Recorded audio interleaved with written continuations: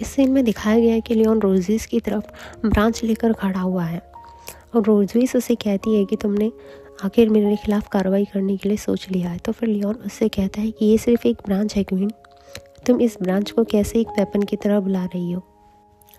Leone की ये बात सुनने के बाद रोजेस उसे कहती है कि क्या आप कभी सबसे शक्तिशाली ड्रैगन स्लेयर नहीं थे?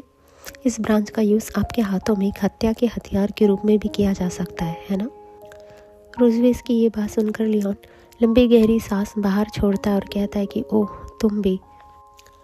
फिर लियोन रोजेस के पास जाकर हाथ फोल्ड करके खड़े हो जाता है और हंसते हुए रोजेस से कहता है कि अगर आप किसी की तारीफ़ करना चाहते हैं तो उसे अच्छे से करें, आप इतनी सरकास्टिक क्यों हो रही है? और ये कहते हुए वो रोजेस को चढ़ाने लगता है। लियोन की ये बात सुनकर रोजेस भी अपने हाथ फोल्ड कर लेती है और थोड़ा अजीब फेस बनाते हुए कहती है कि आह किसने तुम्हारी तारीफ़ की है?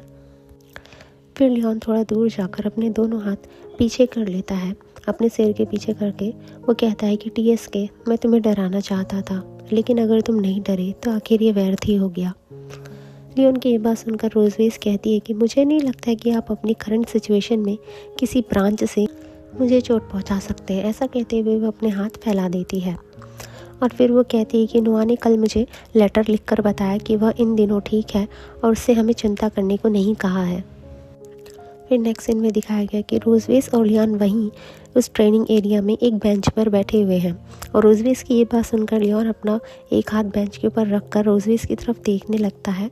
शॉकिंगली उसका फेस शॉकिंग रहता है और वो उससे कहता है कि क्या बस इतना ही? फिर रोजेस कहती है कि नहीं, ये वैसे भी इतना अलग नहीं था, उसने मुझे ये बताने के लिए लेटर लिखने की पहल की कि वो सेफ़ है। फिर लियोन कहता है कि ये सच है, इस मामले में वो बिल्कुल तुमसे मिलती जुलती है रोजेस। और फिर लियोन बेंच में सीधे बैठ जाता है, अपने दोनों हाथ अपने सर के पीछे फोल्ड करके कहता है कि उसका फेस हमेशा वैसे भी सख्त रहता है, जिससे अनुमान लगाना कठिन हो जाता है कि वो क्या सोच रही है, लेकिन जब तक आप सही दृष्टिकोण खोज लेते हैं तब तक उसके साथ रहना बहुत सुखद होता है। फिर रोजेस कहती है कि नोआ वास्तव में तुम्हारी बहुत तारीफ़ करती है, उसकी एक बहुत ही अजीब सी टिपिकल मेंटालिटी है, वह ताकतवर लोगों की तारीफ़ करती है और ताकतवर लोगों के लिए तरसती है। फिर रोजेस अपने मुंह में हाथ रखते हुए हंसते हुए लियोन की तरफ देखते हुए कहती है कि अब तुम उसके मन में एक टॉप स्टूडेंट हो, इसलिए उसने कहा है कि वह एकेडमी में कई फर्स्ट पोजीशन जीतेगी और आपसे कभी भी हारना नहीं चाहती। रोजेस की ये बात सुनकर लियोन कहता है कि मैंने सोचा था कि उसके दिल में मैं बस एक कमज़ोर बेवकूफ़ था। फिर इसमें दिखाया गया है कि नोआ अपने मन में सोचती थी कि डैड मूर्ख है। फिर दिखाया गया है कि रोजेस अपनी शूज़ निकाल देती है, अपने दोनों पैर ऊपर कर कर बैठ जाती है और फिर कहती है कि जब आप पहली बार जागे थे तो नोआ आपसे दूर भाग रही थी, है ना? लेकिन असल में वो अक्सर आपके कोमा के दौरान आपसे मिलने आती थी। कभी कभी जब मुझे पता चलता था तो वो बहाना बनाती थी कि वो मून से मिलने जा रही है। रोजेस की ये बात सुनकर लियोन कहता है हा हा हा, वो हंसने लगता है और कहता है कि the tough part is also like you. फिर रोजेस लियोन को बताती है कि जब वे दोनों छोटी थी तो वे रोते थे और कोई भी उन्हें सांत्वना नहीं दे सकता था, लेकिन जब भी उन्हें आपके पास रखा जाता था तो वो तुरंत ही चुप हो जाती थी।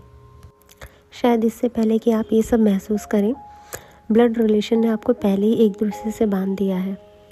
और फिर नेक्स्ट सीन में दिखाया गया कि लियोन बेड में लेटा हुआ है जब वो कोमा में था और इसके साइड में दोनों बेटियां उसकी नोआ और मून दोनों बच्चे के रूप में दिखाई गई है। वो दोनों उसके साइड में भी लेटी हुई हैं और वो दोनों चुपचाप हैं, सो रही हैं और एक बेटी ने उसका हाथ अंगूठे को पकड़ा हुआ है। फिर नेक्स्ट सीन में दिखाया गया कि लियोन अपने हाथ की तरफ देखते हुए अपने मन में सोचता है कि ब्लड रिलेशन ये थोड़ा अजीब है और ये सोचते हुए वो अपनी दूसरी दुनिया में खो जाता है। उसके मन में ख्याल आता है कि मैं तो एक अनाथ हूँ, बचपन में मुझे अपने माता पिता का प्यार कभी भी नहीं मिला, मैं नहीं जानता कि पारिवारिक प्यार कैसा होता है। इस सीन में दिखाया गया कि लियोन एक छोटे बच्चे के रूप में है, वो कहीं पर अकेला बैठा हुआ है, वो बहुत मायूस है। उसने अपने दोनों हाथ फोल्ड करके अपने दोनों घुटनों के ऊपर रखे हुए और अपना सर हाथों में टिका दिया है और ये सब कहता है।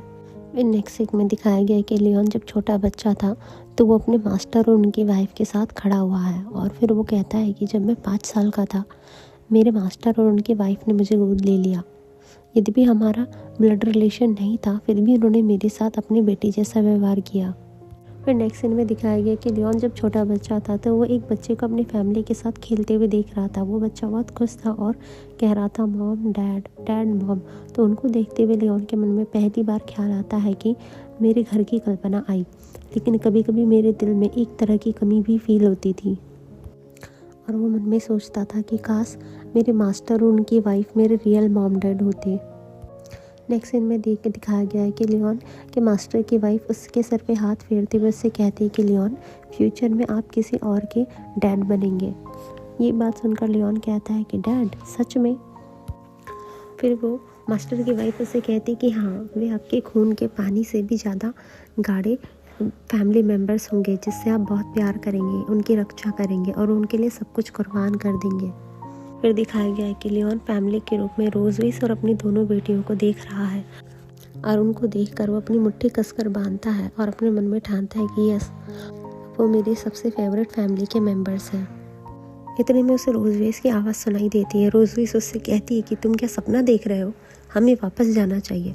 रोजविस की ये आवाज़ सुनते ही लियोन की आंखें बड़ी बड़ी हो जाती है। वो सपने से जाग जाता है और फिर कहता है कि कुछ नहीं, मुझे ये बताने के लिए थैंक यू। तो फिर चलो वापस चले, हा हा हा।